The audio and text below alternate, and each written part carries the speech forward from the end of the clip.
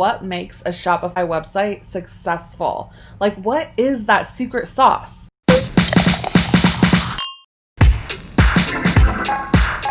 Hey boutique owner and other e-commerce friends, today I'm going to talk about what makes a Shopify website successful. Like, what is that secret sauce? P.S. If you like this video and you want to hear more from me, be sure to subscribe and hit the bell to be notified. So first of all, let's just start with a question. What does success even mean for your Shopify website? So let's start with defining what success really means for you in your business. Is it revenue? Well, let's get real, it's always revenue. But beyond that, is it followers, average order values, conversion rates, returning customers, customer satisfaction, Google ranking, your team size? Maybe right now you're just really trying to grow so that you can bring on more team members and, develop and nurture and help others with their own livelihood. Is it engagement rates on social media? Or is it how many hours you work per week? Maybe your goal isn't to make $1 million. Maybe it's to be able to support your lifestyle and work a minimal number of hours per week. So you kind of need to know the answer to this question before you can measure your own success, right?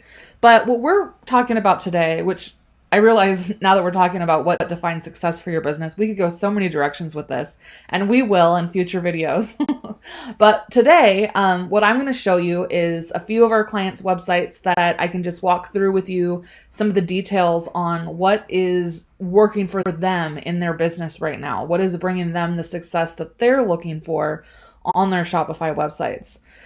Because the truth is that success comes in all shapes and sizes. There is no right or wrong. And even in terms of what you're measuring for growth and success, there are so many ways to go. It can be nauseating, in fact, looking into the Shopify reports and trying to figure out where to start and what really matters for you. And, one suggestion basically is just to go into the reports with questions in your mind already. Like, what is it that you're trying to figure out? What is it that's important to you that's going to move the needle in terms of what matters to you? Again, if, it could be like overall revenue, or it could be your actual profit, which it should always be your profit versus revenue, right? But again, maybe the profit is even more important to you because you're not trying to scale to a large volume and you just want something that's manageable that can allow you to work a minimal number of hours per week and sustain your lifestyle. So you really want to go into looking at your reports with those questions in mind. We do have a certain standard here at Hot Mess, in terms of the metrics that we urge our clients to focus on to measure their own success. And those are also what guide us in terms of building and developing these websites for our clients, because we want to make sure that we focus on what's really going to move the needle for them in terms of what defines success for them. Because a pretty website is amazing, but there really is a lot more involved in terms of, what's really going to increase your conversion rates or average order values or return customers. So all of that needs to be taken in mind when you're designing your website. So let's just dive into a few websites so I can show you some examples here. So I want to share with you a few of my favorite websites, although they're all my favorite. And I want to go over 8 things that are really key to just being successful in your e-commerce business, right? So, and what makes a successful website, I should say. So, number 1 is they give value. So, think about somebody visiting your website for the first time or, being interested enough to come back. Like, what kind of experience are you giving your user? Are you just slapping up some photos and calling it a day? Or are you really taking thought into making it a fun experience? For example, I love this whole company, Imaginary Authors. They sell perfume and they also sell wholesale. So we got to work on both of their websites. This one was the most recent.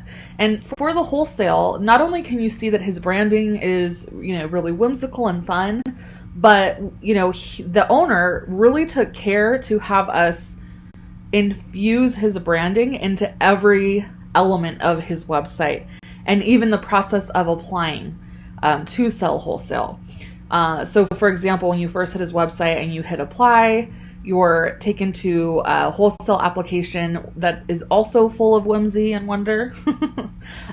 Same if you were to hit login, and every page is different too. And this is the same, like, actually, if you go to his retail website, what's cool here is every single product has a unique page header. And of course, this is all, custom developed, but, that's what we do, is we figure out the very best theme for the client and then work on all of those little details through coding development or special apps. But the point is that there are just so many little details here that keep it really fun and exciting for his visitors. And so because of that, you'll see, if you follow him on social media at all, he has raving fans, and the experience on his website is the reason why. So the other thing is, the second thing to work on is that your branding should really be on point, and his certainly is. Another example, this is actually my boutique, and I absolutely love branding. My branding is definitely a little minimal, but a lot sassy. And you can see it really clearly. You would know my fonts and general aesthetic and vibe just seeing a social media post, but it's even in the language that you use. Let's dress up plus pretend to be fancy, really think about every last little nook and cranny of your website, and even your emails. So all of those Shopify emails that are being sent to your customer automatically, are those fun too, or are they lifeless? Do they add to the experience? So for example, when you're looking at a product, saw you checking these out, you don't gotta lie to kick it. Because my brand, well, both Hot Mess and the boutique definitely give some nods to the 90s and some cheesy or even current slang that kids are using these days. Now that I'll talk like I'm so old now, but so even, when you're asking somebody to subscribe to your list, is there any wording that you can use to make that a little bit more fun than usual, right? And just in terms of making it an experience, what's so great about you, and is that highlighted properly on your website? So for example, and this page can be found under Why Shop Here, under sizing, but, we carry all sizes, and that's really important to me. And so, we have a page that's fully dedicated to that fact and explains why, as well as a little bit about my crazy name that I chose. Again, you can link to the sizing information here too, but my mission and my story. So all of this is stuff that can help build that experience. Again, not everybody's going to go clicking around and read this stuff, right? But the ones that do, they want to be entertained. They want to feel a connection. So give that to them. So the third thing I want to talk about is that, you want to really know your customer and speak right to them. I mean, a lot of what I've said already has, dealt with this, but again, I am looking for women who are, young at heart, carefree. They consider themselves some sort of a rebel or a badass, or at least they can resonate with that, and they want to have a little bit of fun shopping, right? Life is heavy. There's a lot going on, especially these days. So how can you make this a fun experience on your website and not just a bunch of products slapped up on a page, right? So number 4 is legendary customer service. So one of the things that I started recently, well, I always offer free shipping, which means you want to build the cost of the shipping into your products, right? But I also just implemented ridiculously easy returns, I call it. So basically they're just going to come to my returns page, they'll fill out this form, we'll email back within 24 hours with the return label for free. We'll even allow them 30 days and for refund. So I want to differentiate myself in this way because this isn't common for online boutiques, right? Or e-commerce shops in general. But allowing a longer return window can sometimes actually deter people from returning because they don't feel rushed, like they have to make that decision right away. And then they end up keeping the item or wearing it, right? And also they'll want to come back, and they'll feel that comfortability. So what can you do to go that extra step? Now, with another of our clients, Mo and Arrow, they really, really market the heck out of their loyalty program. So when we worked with them, it was really important to them. Again, this all comes down to what your goals are for your business and what is going to move the needle for you. But it was really important that we had an in-depth rewards program, informational page, and that we set up the correct apps to where her reviews and her loyalty program were linked. But this is for a couple of reasons. One is that it means that she'll have more reviews, right? Which is going to indicate that other people trust and shop with her, and that you as a visitor should feel comfortable doing so as well. And that it's, good quality product. So, but at the same token, these gals are getting loyalty points when they do a review. So they're going to want to review more, and then they're going to have loyalty points. So they're going to want to shop more.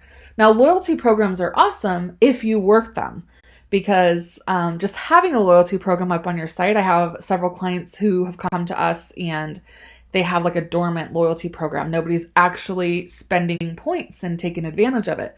But it's because you really need to, work it into your marketing as this thing, like when you send out orders, do you have a little postcard in there that has, hey, did you earn, are you registered for our loyalty program? You would have loyalty points already. The wording would be way better than that. You want to keep it short and sweet. But my point is, like, are you spreading the word about that and encouraging people to participate? So the linking of the reviews and the loyalty is a great way to do that, along with highlighting it well on your website. So that was number 4, which is legendary customer service. Then number 5 is that they just have a great product, like in general, right? So this goes back to, for example, these perfumes. This is something really unique. And so imaginary authors. So everything that you read is like, it's from a storybook. I mean, that's really the experience that he's wanting to bring to you, right? On a website. And so, for example, you have notes and synopsis, instead of just description.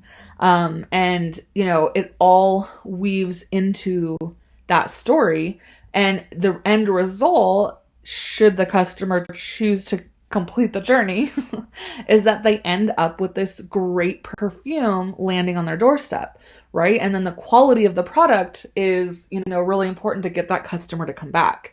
So, after that, really, it's about what you put into this business as well, not just what's going on with your brand and website, because a great website is absolutely nothing without quite a bit of traffic, I'll be honest. I actually have a handy calculator that you may want to check out. You can enter in your monthly revenue goal and your current conversion rate and average cart total and your actual website traffic in the last 90 days. This can all be found in your Shopify dashboard too. And it's going to actually tell you how much website traffic you need to hit that monthly revenue goal. Or you can go to this other calculator where you can then play around with, you would start with your current conversion rate and average cart totals. And then you can adjust these to see, like, hey, if I was able to increase my conversion rate 1%, or if I was able to increase my average cart total $10, what would that do to your revenue? So it's really interesting to see, but I get this all the time. Like, I'm driving traffic, but no sales. And then we look at the stats and there's really very little traffic. So You want to make sure that if you think that you have enough traffic, that you really do, because the average conversion rate is only about 2%. So you probably need to be driving more traffic. Now, if you're getting enough traffic, hundreds per day, for example, and your conversion rate is 2 or less than 2, then that's where you want to be focusing, right? But the other thing that you can try to do is increase that average cart total.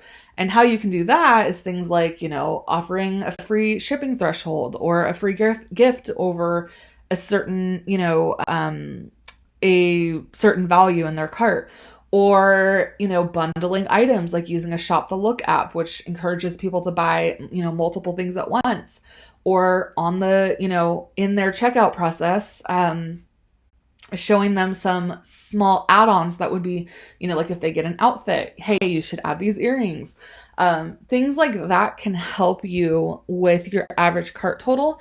And if you're able to actually improve your average, it can make a big difference in revenue. But again, that's only if you're actually driving enough traffic. And that is all about your marketing. So, next I would just say that like those that are most successful that we work with, they just work for it. They work really hard nonstop. Another website that I wanted to highlight was Ellie Jams. And this client she works her booty off. There's really no other way around it. I think I see a lot of people trying to get into e-commerce and, thinking that maybe it's an easy way to bring in extra money, or, it's what's going to be able to help them leave their day job. And all of these things, well, you could earn enough money to leave your day job. I will say that. But it is not easy money, especially in the beginning. So the truth is there's just no escaping the hard work. They put the hours in and they're just in it for the long haul. So anyway, the last thing that my most successful clients do is that they start. They make that decision to just go for it. We've actually helped Kelly is the owner of Ellie Jams, with 3 websites now. The most recent being No Ship Dropship, which is her new website where she actually allows other boutique owners to drop ship to their customers. She offers new arrivals every single week. So we wanted a really easy website to update the homepage on regularly in terms of the photos, and just highlight the features that are so great about working with her. This all happened in a very short amount of time, because the truth is if you never press go, then, you'll never get there, and it's just so easy to put off, but really just start. Start with what you have, start with where you are, and, the rest will fall into place if you continue to do the hard work. And that's really all there is to it, folks. Now, notice that I didn't say they had the absolute best website in the world, or the absolute best product in the world, or that they were ranked number 1 on Google, or that they had 1 million followers, right? They didn't start out with all the answers. They just started, and they kept growing from there. And as they knew better, they did better and just continued to improve. And they probably didn't have strategies right up front, right? But you can bet that they do now. So there you have it. Those are the top 8 things that I see go into successful Shopify websites. They give value, right? They entertain as you visit. They have good branding, great branding, in fact. They know their customer. They provide excellent customer service. They do have amazing product. They get good traffic to their website. Don't underestimate this one. They work hard, and they simply started. So wherever you are in your journey today, I urge you to put down the plans, put down the notebook, close the windows on your project management system where you're plotting everything out, and just get started today. Thank you again for joining. And again, if you like what you hear and you want to learn more, make sure to subscribe. Have a great day.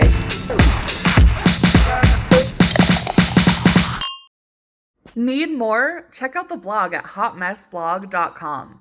And don't forget to subscribe to our channel too. Cheers!